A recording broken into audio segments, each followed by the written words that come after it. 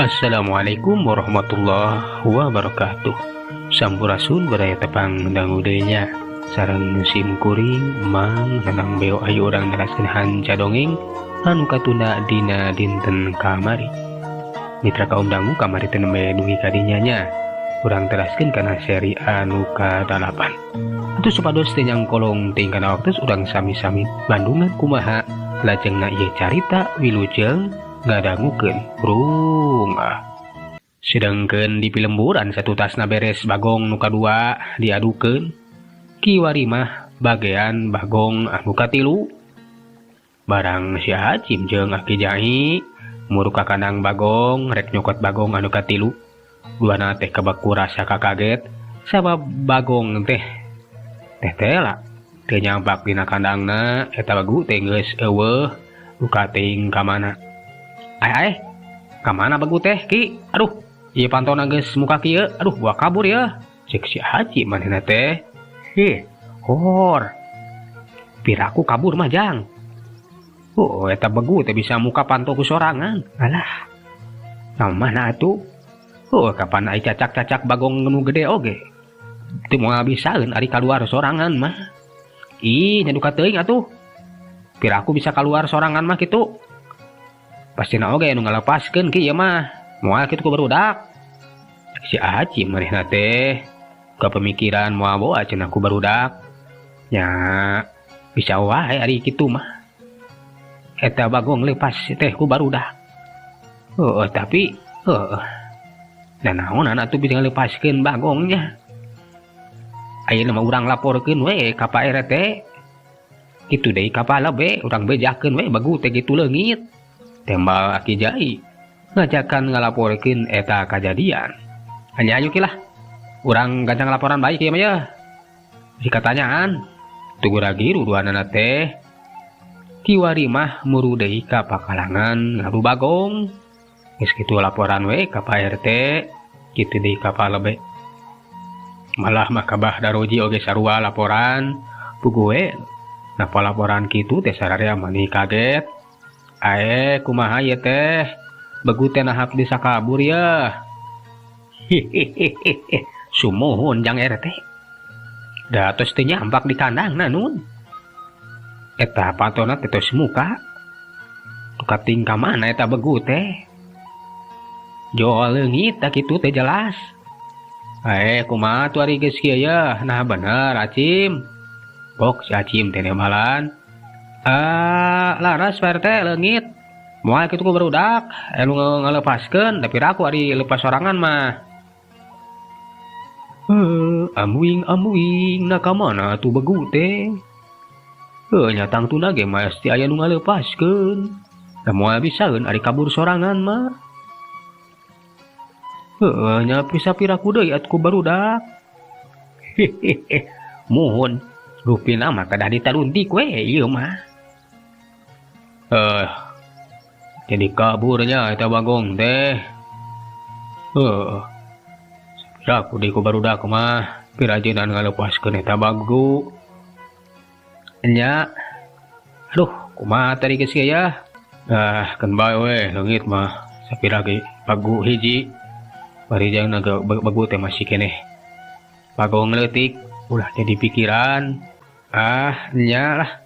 Tapi bat aya bae atuh bagu teh bisa leupas. Kayak kieu mah acara teh meureun geus beres ieu. Sabab nya baguna eueuh ya, cek Pak RT. Kumaha atuh da geus eueuh baguna mah. Urang teh mah bisa neruskeun acara. Urang rengsekeun we nepikeun ka dieu ceuk Bah Daroji. Ari geus karuhan bagongna eueuh mah atuh.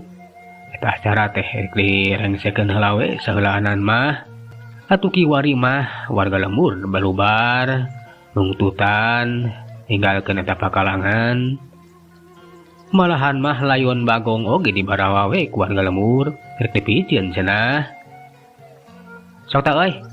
Ocang, bawa tah. Kumaneh tah wayahna bagean maneh? Pikeun micieun eta bangke bagong mah euy. Jeung si Acim nitah ka baturna ngaran Ocang. Hanya siap lah euy lah. Uang bawa we lah. Ka sisi leuweung ku kuring. kudu dipiceun ieu Bagong teh. Da kuk digolerkeun di pakalangan. Ceuk eta si Ojang. Pok atuh Mang Radi ge milu mairan. Las. Sumuhun. Rupina ieu Bagong teh kedah dipalidkeun baginten. Kan we da dek caket walungan ceuk Mang mah ieu urang piceun we ka walungan. Ceuk Mang Radi. Ulah Mang. Ulah ka walungan bisi cemar. Kumaha lamun jadi kotor cai walungan ya. Masuk di parake mandi jeung nyeuseum. Alah, sumun. Uang piceun we mah kumaha kaleuweung wae teh. Kewe uang kubur di ditu lah. Hayu, jeung Mang jeung Ojang. Ceuk eta Mang Radi. Atuh ari geus kitu mah. Eta Mang Ojang jeung Jang Radi. Marehna ti dibaturan kedua urang baturna, marawa eta layon Bagong. Ya jug lah, gera barawa ka itu. Ceuk Caci meri gidig atuh layon Bagong teh ditanggung we ku opatan. Ari geus tarepi ka sisi leuweung mah. Eta Bagong teh dikuburkeun we ala kadarna. Penting mah cenah katutupan ku taneuh. Beres nguburkeun layon Bagong, opatan teh gura-giru we baralik deui ka lemur.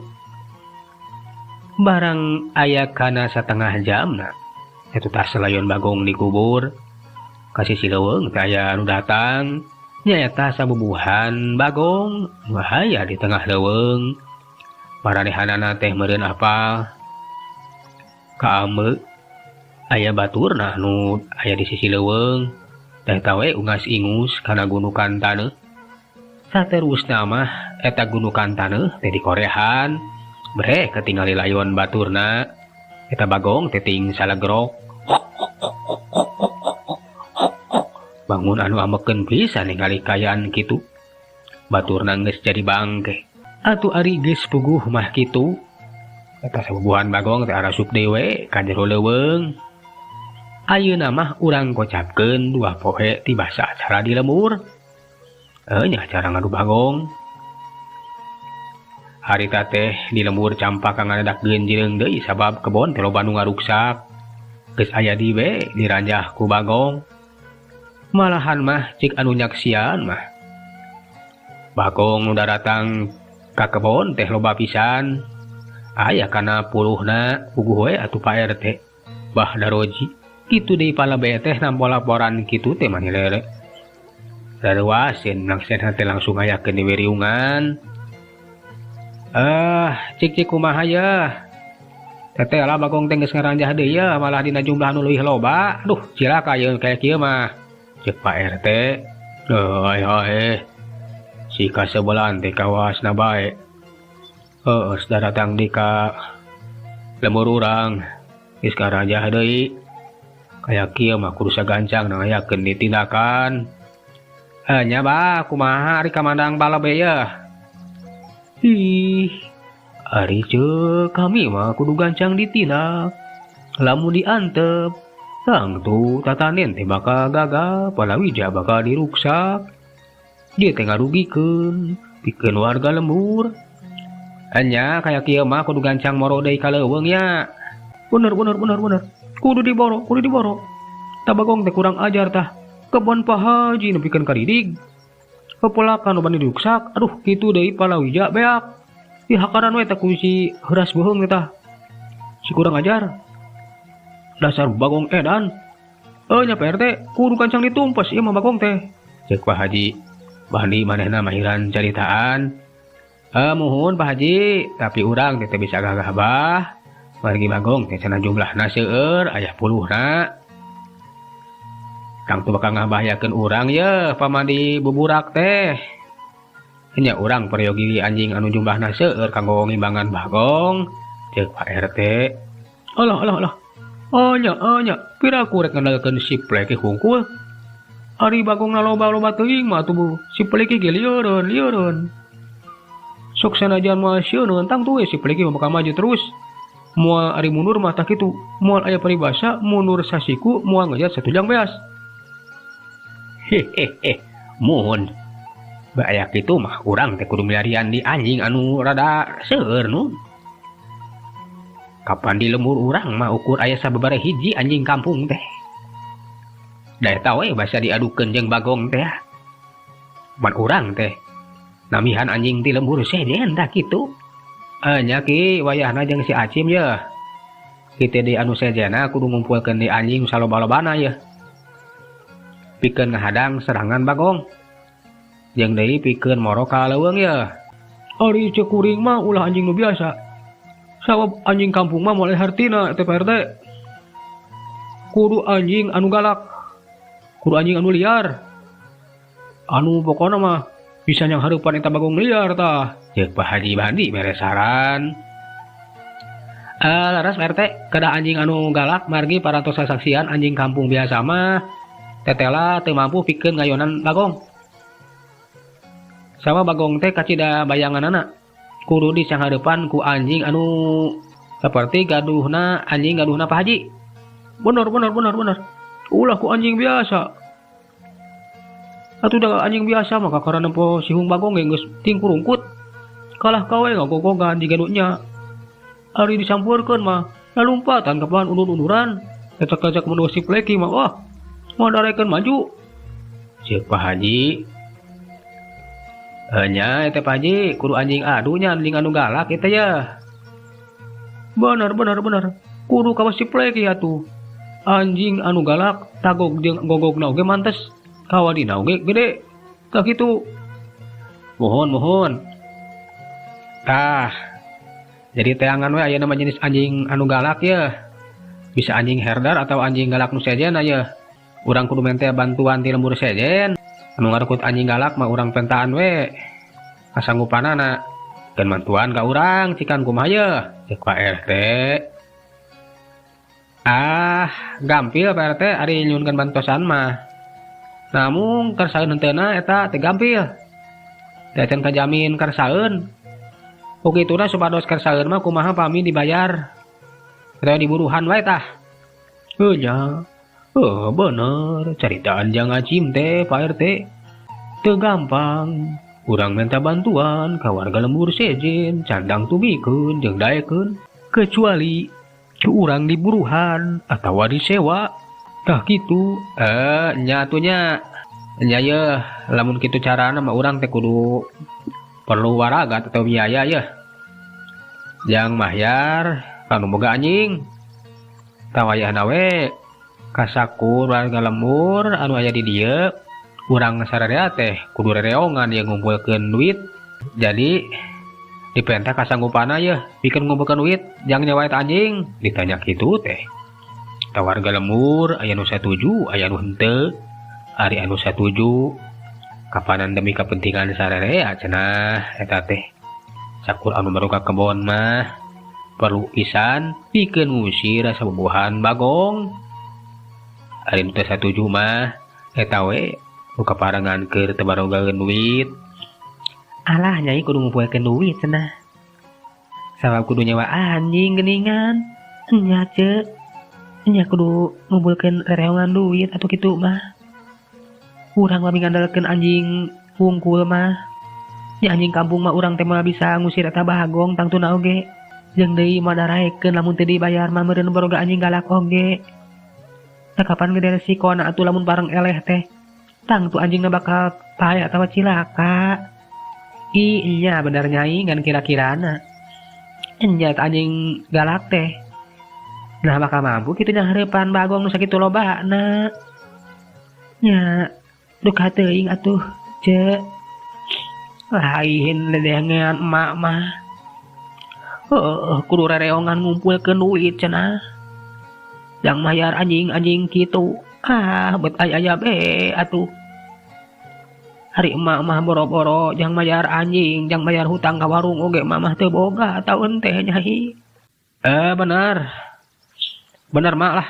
Dalah kuring ge teu boga duit. Kapan napalakan ruksak kabeh ge teu ngasilkeun lah. Tadi ruksak ku Bagong edan dah. Jarang pe heula tuh. Taeun teh montong wakat. Arecok. Itu Pak RT keur rek carita deui yeuh. Ceuk Aki Jai gebes. Kadenge Pak RT teh carita deui. Kuring ngarti kana kasakabeh warga lembur tangtu bae anu sanggup atawa teu mampu pikeun bayar. pikeun nyawakeun boga anjing ya. Ku kituna kuring rek minta karidoana wae sabogana. Anu teu mampu mah jeung teu boga moal dipaksa. Ngan bae tetep urang teh butuh anjing pikeun numpes eta Bagong. Nya daek teh daek urang kudu berkorban ye. Demi kepentingan urang-urang keneh. Ceuk Pak RT. Atuh sararea teh ungeuk, pok Pak Haji Bandi teh cerita deui. Tenang. Ulah salempang perkara duit mah. Ka Pak Haji atuh. Sama Pak Haji mah sarangna duit. Kan we tenang, ulah jadi pikiran urusan bayar kanu boga anjing mah dibantuan. Dibantuan ulah salempang. Pokona mah datangan nu sakureun boga anjing. Kan bae kudu kawas siplek ieu anjingna ye. Kaya ning anjing bulldog, anjing pitbull, jeung anjing galak sajana. Komo tah anjing nu ti luar negeri mah tah. Kawas siplek ieu. Pokona mah bakal alus pikeun hareupan eta Bagong. Mohon Pak Haji. Hatur nuhun kana bantosanana ye. Pokona mah marcatenkeun we. Urusan anjing mah ka Pak Haji. Anu langkung uninga ye langkung paham. Ulah kagok ngabantos we pasihan terang barudak ieu dina minarian. Anjing anu sae. Oh nya mangga. Siap tenang. Keun we ku Pak Haji bakal dibedaan lah. Jenis-jenis anjing anu hararade gampang eta mah. Jeung deui mun teu salah Pak Haji teh boga sobat. Nu ayana teh di dayeuh. Manehna teh sok ngajualan anjing galak.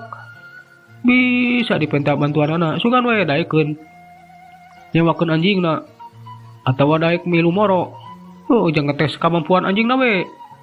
Sabab lamun daekeun teh alus pisan ngabantu ka urang. Jeung ditangtu ari cek Pak Haji ka daekeun lah. Sabab itung-itung ngetes kemampuan eta anjingna jang naekeun harga jual tak kitu lah. Tah. Nya sae atuh Pak Haji saha sobat Pak Haji teh. Amun teu salah mah nu saurang mah ngaranna teh Babah Wan Pei. Hanya Babah Wan Pei. Nu saurang deui mah Tuan Jenik. Tah panggihan we kadayeuh bejakeun we ceuk Pak Haji kitu. Ceuk eta Pak Haji Bandi mere saran. Atulah kapala ngabantos Pak Haji dari barudak mah meureun mah arapaleun. Kumaha lamun Pak Haji anu karitu? Nya heug atuh ai kitu mah keun eta urusan Pak Haji lah. Tenang we. Ku Pak Haji bakal didatangan. Ceuk Pak Haji Bandi nyanggupan atuh Pak RT teh manehna regreg. Ya nuhun Pak Haji ai kitu mah. Kituna teh kasa kabeh anu aya di dieu ye. Pama geus kumpul anjing. Pikeun yang hareupan eta Bagong, urang moro deui. Mangga siap. Mun mangga. Tureang saur manuk tandasnya tujuan. Ai geus kitu mah riungan teh balubar. Tu Pak RT harita teh ngabagi jelema anu tugaskeun pikeun neangan anjing galak ka saban lembur. Sabab Pak RT teh butuh anjing anu hebat pikeun yang hareupan Bagong. Geus kitu mah Pak RT Bahdaroji palebe mah itu deui Pak Haji Bandi can waka marulang mah teh ngatur siasa kumaha cenah pikeun yang hareupan Bagong anu ngaranjah ka pilemuran khususna nya ka kebon. Tah ayeuna mah urang badami teh urang teh bakal moro kitu lamun geus aya anjingna ye. Bakal diobrot deui ka leuweung cikumaha bah. Ya lusna lamun urang ngobrot ka leuweung. Ngan bae gede resikona sabab ngaranan di habitat na eta Bagong teh bakal kuat jeung deui urang teh kabanan ari Bagongna loba mah hese pikeun ewakna. Nya benernya aya loba mah urang teh moal bisa dibawa ka lembur. Ayeuna mah kumaha lamun langsung we dipaehan saweung karuhan. Bagong biasa geuning lain Bagong kajajaden ieu teh bah. Lamun nilit ka leuweung oge boro urang paehan bae ulah dibawa ka lembur. Nya langsung paehan walah. Langsung paehan keun we. Sina direwe ku anjing sudah bikin kapaya atawa urangnya kudu siap-siap marawa senjata ya. Kudu maehan eta Bagong. Kun we Pak Haji bakal mau pesto tenang bakal tembakan ku Pak Haji. Tah nyaras Pak Haji lah nuhun kitu mah. Kan urang teh kudu waspada jeung hati-hati. Sabab teu kanyahoan jumlahna sabaraha-sabarahan ari Bagong di leuweung mah ye. Bisa wae leuwih loba tibatan anjing jeung leuwih loba tibatan anu moro kapan bakal bahaya ieu teh. Bener pisan kudu perhitungan heula ieu. Aduh. Bener pisan ieu teh. Urang ulah gagabah bisi jumlahna teh loba. Tapi kumaha ieu lamun urang teh nungguan we di sisi lemur. Nya di kebon deket ka pileuweungan. Jadi lamun aya serangan Bagong, urang bisa nadah ku cara urang patroli jeung ngumpulkeun anjing. Jadi lamun kitu mah kapan urang teh moal loba teuing di siang hareupan beda deui jeung lamun ngobrol ka pileuweungan cek Bahdaroji beda saran. Nya bener pisan eta omongan Bahdaroji teh. Kumaha lamun urang teh ulah ngasruh ka jero leuweung, tapi urang jaga-jaga we di sisi lemur. Sabab gede resikona. Tah kitunya, aduh bener oge. Nya tuh urang jaga-jaga we di sisi lemurnya. Jadi lamun geus aya anjing mah urang patroli, urang jeung peuting dibagi tugas. Meureun kapaksa urang teh kudu giliran ngajaga kebon. Kan baik kudu talunti heula ti mana datangna eta Bagong ye. Sakan puguh kanyahoan cek Pak RT. Nya tangtu bae ari datangna mah ti jero leuweung. Moal salah deui. Jadi urang jaga di kebon nu deket ka sisi leuweung we tah kitu. Bener eta caritaan Bahdaroji teh. Gede resikona lamun urang ngobrol ka jero leuweung. Tang tuh. Ngaranan di jero leuweung. Bisa jadi leuwih ti batan anjing nu dibawa ku urang dah kitu. Kapan ngabahayakeun atuh kangaranan Bagong liar. Cek Aki Jai. Setuju. Kuringnya setuju. Jadi urang teh bakal nungguan di sisi lemur. Kedua lah. Abdi sabaran-baran bade jaga diri lah. Pikeun ngajaga di sisi lemur. Cek si Acim. Alus jang Acim. Pokona mah maneh kudu jadi pupuhunya, pupuhuan para pemuda ya. Nu daek ngajaga di sisi lemur. Tukun we sugan we ke mah eta sobatna Pak Haji Bandi daekeun minuman tuan kawan urang teh meureun teh keunting ya. Manehna boga anjing anu alus, anjing anu hebat. Bener ulah keung. Lamun Pak Haji turun ujung sobat Pak Haji moal keung. Kun we urang mawa senjata oge. Maranehna ge bawa senjata. Pikeun naluk-nalukeun Bagong. Malahamna aya bedil pikeun ngabius eta Bagong. Tenang. Teu saheulaanan mah Pak RT teh ngarasa regreg karena sanggupan warga lemurna Pak Haji Bandi, Aki Jai, si Acim jeung Bahdaroji. Manehna satekah pola pikeun ngajaga keamanan lemur. Ya tadi geus puguh kitu mah Bang Bubar heula we saheulana ye. Ke urang badami deui lamun geus aya hanya anjing teh geus bisa dikumpulkeun ya. Tadi geus kitu mah eta riungan teh bubar. Para inohong eta lemur naringgalkeun imah Pak RT. Si Acim jeung Aki Jai mah manehna teh sungai dit ka lemur anu deket ti eta lemur Cambaka pikeun neangan anjing teh. Kitu deui Pak Haji Bandi. Manehna teh da poe isukan dek ini tue cenah kadayeuh dek nepungan sobatna pikeun meredih sangkan daek ngabantu kana kasusah di lembur Campaka. nu geus kadatangan ku sabubuhan bagong pikeun ngaranjah. Sugan we eta tuan Jenik teh jeung Babah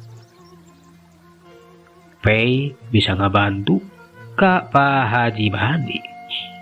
Atuh urang kocapkeun ayeuna mah si Selud manehna teh keur ngobrol we jeung nu jadi indungna perkara bagu teh anu geus dilepaskeun ku si Selud. Alah mak, uing teh jadi kapikiran wae tah ku bagu anu ku uing dilepaskeun mak. Jadi maneh anu geus ngalepaskeun bagu teh nya. Nya ku uing mah dilepaskeun da watir atuh. Tang tuwe eta bagu teh bakal diadukeun jeung bubuhan anjing tah. Da kapaneun kamari ge eta bagong anu dua teh pararaeh. Uing mah teu tega ningali bagu bakal diadukeun mah, nya ku uing teh ditulungan we dilepaskeun mak. Mama jadi hariwang kumaha lamun kanyahoanku Pak RT. Jeung geus sejehna tang tuwe maneh teh bakal dicanggalak, bakal ditewak. Bakal dihukum meureunan sabab geus ngabebaskeun hama tah kitu. Moal anu kanyahoankeun meureun mah lah. Da uing teh rancepan, ku uing teh dipikeun we ka sisi leuweung tah. Eta bagu teh, tapi aneh mak. Aneh kumaha taeun teh Sujang. Aneh, eta bagu teh bisa ngaliuk mak. Si beuheungna teh kawas jelema, teu cara bagong nu biasa.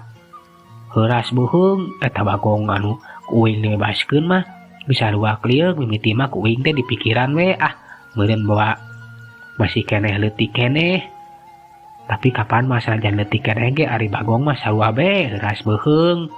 Teu cara jelema bisa luak liuk. Hade atuh Ujang bisi eta bagu teh lain bagu samanea taeun teh. Kumaha lamun bagu siluman taeun teh keun bae mak. Ngajan siluman, ngajan sato. Nu penting ku uing geus ditulungan. Wah uing mah niat hade ngabebaskeun eta bagu teh mak. Najan urang boga niat hade tapi mak masieun we ingis aya balukarna. Kangaranan maneh geus ngabebaskeun bagu anu geus meunang newak ku warga ieu lembur. Lamun kapanggih teh wah maneh teh bakal cilaka taeun teh Sujang. Mak mah jadi hariwang daun teh. Ulah hariwang mah urah lah. Moal kapanggihkeun mah lah. Da eueuh nu nganyawankeun jeung kapan teh kadenge tah. Pikeun eta Pak RT jeung nu sejena teh. Nguruskeun bagu anu leungit. Da mah ayeuna teh cenah uing ngadenge mah erek ngumpulkeun anjing tah. Jangan nahaon deui ngumpulkeun anjing geus Sujang. Kapan rek moro deui atuh mak. Kapan sidik cenah bagong teh geus ngaranjah deui tah. Ka lemburan malah leuwih loba. Kutan teh kitu nya. Karunya we atuh warga lembur anu berangkat kebon mah diruksa ku eta bagong. Nya mah lah. Tapi keur urang mah teh jadi pikiran. Kebon teu boga lah, huma ge teu boga. Jadi terjadi masalah lah. Tapi kapan jadi lemur urang terjadi geunyeung taeun teh. Jadi rariweuh taeun teh Ujang. Ku ayana eta bagong teh. Nya mak. Da eta meureun. Eta bagong anu dua teh bet diadukeun sagala rupa atuh. Malah mah nepikeun ka paeh. Jadi we ngararamuk mun baturna teh mak. Nyerang ka lembur. Jadu ka teuing Ujang ari kituna mah. Meureun bagong we lapar. Karanjah sote. Ceuk indungna ari teh manehna bari semua anu hariwang. Ngadenge obrolan ti si Selud. Anu ngabejakeun manehna teh nu geus ngabebaskeun eta bagu. Nya mah aya bae di lembur teh. Ayeuna buat rame nadayangan anjing tah. Da cenah mah anjing kampung mah eleh taku bagong teh kudu ku anjing nu garalak mak. Da kangaranan bagong liar atuh sujang. Kok mau bagong wis baru gasihung mah anjing hiji mah bakal sakiek taeun teh. Jeung anjing kampung mah moal moal mampuheun meureunan mun kitu oge. Nya mak lah. An uing mah mangpaurkeun we. Eta bagong teh lain ngan saukur ngaranjah ka kebon-kebon. Kumaha lamun manehna teh ngamuk asup ka jero lembur, kapan bahaya tuh mak. Eta pisan nu dipikiranku mah oge.